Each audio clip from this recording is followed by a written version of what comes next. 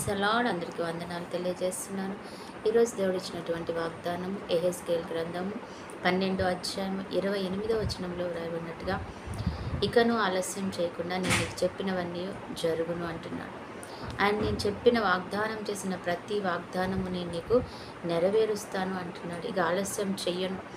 అవును, నువ్వు అనుకుంటూ ఉండొచ్చేమో, ఇంకా ఇది జరుగుతుందా, దేవుడు చెప్పిన ఈ మాట నిజంగా నా జీవితంలో జరుగుతుందా, ఇంకేం జరుగుతుంది, ఎందుకంటే ఇంతకాలం అయిపోయింది, ఇలాంటిది జరగడం అనేది అసాధ్యం, దేవుడు కూడా నన్ను చేయి విడిచిపెట్టేశాడు, ఇది జరగదు అనుకుంటున్నారేమో. కానీ మరి అబ్రహాము విషయంలో జరిగించిన దేవుడు కదా, ఎప్పుడో చెప్పి ఎన్నో కొన్ని సంవత్సరాల తర్వాత ఆయన తన వాగ్దానాన్ని నెరవేర్చాడు. యోసేపు జీవితంలో కూడా అంతే కదా, తన అన్నలు తనకి నమస్కరిస్తారు, మోకరించి నమస్కరిస్తారని వాగ్దానం వచ్చినప్పుడు, ఆయనకు ఆ కళ వచ్చినప్పుడు అందరూ నవ్వారు. తన తండ్రి కూడా అన్నాడు, ఏమిటి నేను మీకు నమస్కరిస్తామా అని అన్నారు. కానీ అది వాగ్దానం చేసిన దేవుడు నమ్మదగిన దేవుడు కాబట్టి అనేకమైనటి మధ్యలో శ్రమలు వచ్చాయి. ఆ వాగ్దానం వచ్చిన తర్వాత ఆయనకు అనేకమైన శ్రమలు వచ్చాయి, నిందలు వచ్చాయి, అవమానాలు వచ్చాయి, కష్టాలు వచ్చాయి కదా. కానీ వాగ్దానాన్ని ఆయన మరవలేదు, యోసేపు కూడా మరవలేదు, ఇద్దరు కూడా మరవలేదు. నా దేవుడు నాకు చేస్తాడని యోసేపు గట్టిగా పట్టుకున్నాడు. అలాగే నా కుమారుడికి నేను చేస్తాను, కానీ కొన్ని అనేకమైనటువంటి ఆ పరిస్థితుల గుండా తీసుకెళ్ళినప్పుడు ఆయన వాగ్దాన ఫలానికి ఫలితం బలంగా ఉంటుందని దేవుడికి తెలుసు. కాబట్టి ఆయనని ఆ యొక్క పరిస్థితుల గుండా తీసుకుని వెళ్ళి ఆయన చెప్పిన మాట చెప్పినట్టుగా నెరవేర్చాడు. ఒకరోజు నిజంగానే తన అన్నలు వచ్చి ఆయనకు నమస్కరించారు, ఆయనకు నమస్కరించి మోకరించారు. ఆయన యోసేపు తన జీవితంలో నిందించబడ్డాడు, అవమానించబడ్డాడు, వ్యతిరేకించబడ్డాడు.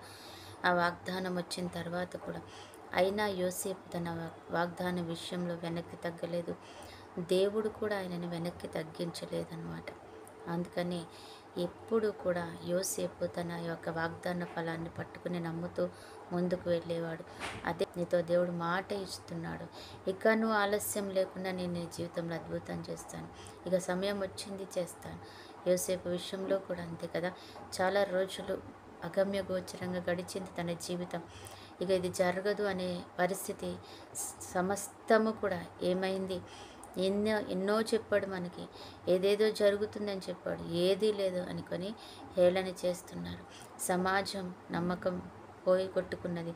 అలాగే చివరికి యోసేపు కూడా నమ్మకం విడిచే పరిస్థితికి వచ్చినా కూడా ఆయన ఎప్పుడు విడిచిపెట్టలేదు. కాబట్టి దేవుడు ఆయన విషయంలో తన నిర్ణయాన్ని బహుబలంగా చేసి అందరి ముందు, సమాజం అంతటి ముందు గణపరుచుకున్నాడు. మరి మనల్ని కూడా ఆయన అదే అంటున్నాడు, నేను నీకు మాట ఇచ్చాను, ఇక ఆలస్యం చేయను, కార్యం చేస్తాను, సమయం వచ్చింది, దేవుడు అద్భుతం చేస్తాను అంటున్నాడు. ఆయనకి మహిమ కలుగును గాక. ఆమె ప్రార్థన. పరిశుద్ధుడు అయిన దేవా, ప్రేమ కలిగిన తండ్రి యేసయ్య, నీకు వందనాలు. ఈ సమయాన్ని బట్టి కృతజ్ఞతలు చెల్లించుకుంటున్నాం తండ్రి. ఈరోజు ప్రభా నువ్వు మాతో మాట్లాడుతున్నావు, ఇకను ఆలస్యం చేయి, నీ జీవితంలో నా అద్భుతం చేస్తానంట. మరి మేము ఆలస్యం లేకుండా తండ్రి అద్భుతం చేసుకునే కృపను మాకు దయచేయండి తండ్రి. మీ ద్వారా మేము ప్రతిదీ పొందుకోవడానికి మాకు సమయాన్ని ఇచ్చినందుకు వందనాలు చెల్లిస్తున్నాం తండ్రి. భయంకరమైనటువంటి పరిస్థితులు ఉన్నప్పటికీ కూడా దేవుడు వాటిని అన్నింటినీ పక్కన పెట్టి మాకు సమాధానం, నెమ్మది ఇచ్చే దేవుడు ప్రభా, కృపా సమాధానంతో నింపుతున్నందుకే కృతజ్ఞతలు చెల్లించుకుంటున్నాం తండ్రి. కనికరం, కృప మా మీద, కుటుంబాల మీద ఉంచినందుకు వందనాలు ప్రభా. ఈరోజు బర్త్డే, మ్యారేజ్ జరుపుకుని బిడ్డని జ్ఞాపకం చేసుకొని దీవించి ఆశీర్వదించి రెండంతలుగా దీవించారు. అలాగే చూసిన ప్రతి ఒక్క బిడ్డ మంచి ఆరోగ్యం, ఐశ్వర్యం, కృపా కాపుదల, క్షేమం పొందుకున్నాను గాక. కృపా నడిపింపు మా అందరికి దయచేయమని యేసు నామములో ప్రార్థిస్తున్నాం తండ్రి. ఆమేన్.